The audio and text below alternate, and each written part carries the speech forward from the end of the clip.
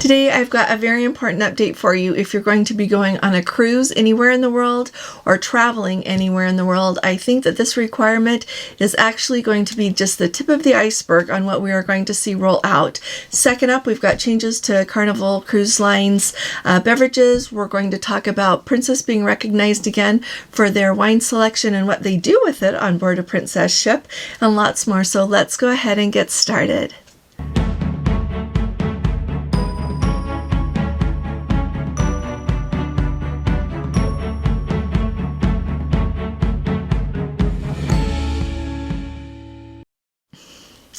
Hi there, this is Allison with Let's Go Travel Tips. Today is Monday. It is June 30th of 2025, very last day of June here in 2025, so make the most of it.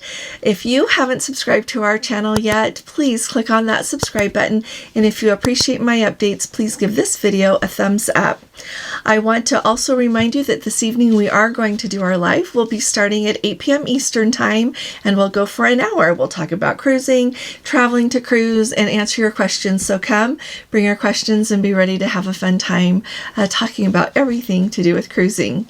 Now, let's start at the very top. Yesterday is the first day that I received a notification from the State Department.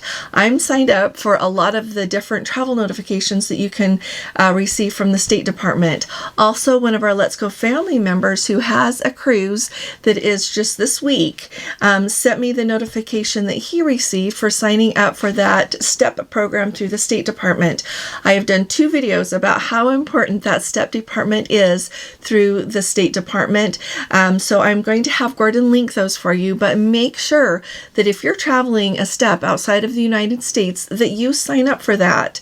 It's really, really important. He received an update because starting right now, not in a month, no lead time on this, Honduras is going to be requiring proof of a measles vaccine if you are going to enter their country. And it does not matter how you arrive in their country. If you arrive over land, it says by sea or by air, it is required for all foreign travelers to show proof of that measles vaccine. And if you cannot show proof of a measles vaccine, you need to show proof 72 to 80 hours before your flight of a negative measles test. All right. And so I have looked and looked and looked today, and I don't see anything from cruise lines yet. My guess is that at this point, if you're going to go on a cruise, you're going to have to show that as you disembark the cruise on Honduras, right? As you get off to spend your day there. But so far, I have not seen anything from cruise lines not allowing you to embark on their ship to go on a cruise that will call at Honduras, but I am sure that when you get off the ship, you're going to have proof of that. So I really look forward to those of you who are going on a cruise coming right up. I am really grateful to our Let's Go family member. I never know if people want me to say their name or not, but I very much appreciate him sending me what he had received because he had signed up with that STEP program through the State Department because he was going to be going on a cruise this week. Port was going to be Honduras, got this update. And so it's really important to do that. And so know that that measles vaccine proof is going to be required there. Now, I'm not a doctor, but I am going to tell you that if you receive the measles vaccine when you're a little rolling forward, talk to your doctor, see if you need like a booster for it. If you're a person that doesn't do vaccines, then you're going to have to show proof of that measles test if you want to make a port call there in Honduras. So let me know in the comments what you think, and I really do think watching what the kind of the landscape is changing a little bit with what people think about vaccines here in the United States. Some people are staying with vaccines, some people aren't. And this is not where we're going to debate whether or not you should be getting a vaccine or not, but we are going to be keeping an eye on what the requirements are so that when we travel somewhere, like I am going to be getting a copy of my, I think I have one somewhere, but I'm going to make sure I can put my hands on it. And if not, I'll be contacting my doctor to be able to get a copy of my vaccine record so that I can travel with that. Okay, so important.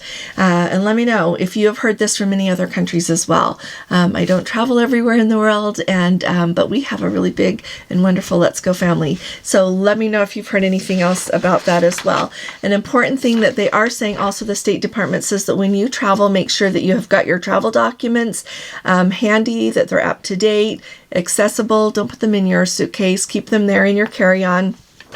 They say to make sure you carry proper identification all the time and check the travel requirements on the CDC's website for the place that you're going to travel. Alrighty. Now, next up, Carnival Cruise Lines. This is really interesting because I hear from some of you at different times, both those of you that I have the pleasure of working with on your cruises, as well as people that just send me emails. And so Carnival Cruise Line, only for their North American cruises, late summer are going to be switching back to having Coca-Cola products on board rather than Pepsi products on board. So it's always fun. Put in the comments if you enjoy Coke products more or Pepsi products more. But they are going to make that switch. They, like I said, they said late summer. They don't have a rollout table for like which ships are going to get out on which date or anything like that. But they are going to leave the current beverage selections on board the ships that are sailing in Europe as well as in Australia and other places in the world. So only North American cruises. So let me know if you feel like this is a good move and a good thing for you. If you're not crazy about this change, when they switched from Coke products to Pepsi products a while ago, it's been a little while. I can't remember exactly when. If you remember, pop it in the comments there. But I did hear from a lot of people that they weren't going to go. I've told you this story before a long time ago, but when our daughter went on her very first cruise, she went with her dear friend. The two of them went out of Tampa on a Caribbean cruise, and they went on Norwegian. When they went, Norwegian had Pepsi products, and they both enjoy Diet Coke. And so when they got on board, they had to do an aside. They had to pull over and decide. This was several years ago, before buying things, quite before the cruise was such the thing that it is now to buy a package. They had to decide if they were going to actually buy the beverage package because it was Pepsi products. So it's just kind of fun to hear what different people enjoy the most and what makes a difference to you when you go on a cruise. So let me know. Would I go on a cruise line that didn't have Diet Coke because Diet Coke is my beverage of choice? Yeah, I would. It's not enough of a deal breaker for me to not go where I want to go or on the ship that I want to go on, but I enjoy Diet Coke more. So it's kind of fun that Carnival is making that change. Third, so Princess Cruise Line, a couple of weeks ago, I let you know that they had won an award for what their wine selection is. Well, Spectator magazine is recognizing them. So Spectator magazine, what they do is publish awards that they award for different locations and what they do with wine. And Princess was recognized not only for the wine selection that they have, but the way they pair it with dinner. And it says that at Princess, we believe a well-curated wine list isn't just about variety. It's about enhancing flavor and creating harmony at the table. And so they were recognized for that.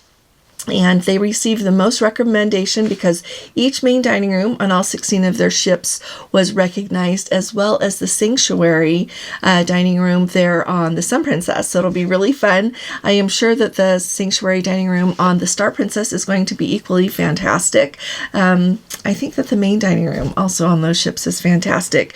But Princess has over 250 labels from top wine regions, including France, Italy, Argentina, New Zealand, as well as emerging producers that produced biodynamic, organic, vegan, and sustainable wines.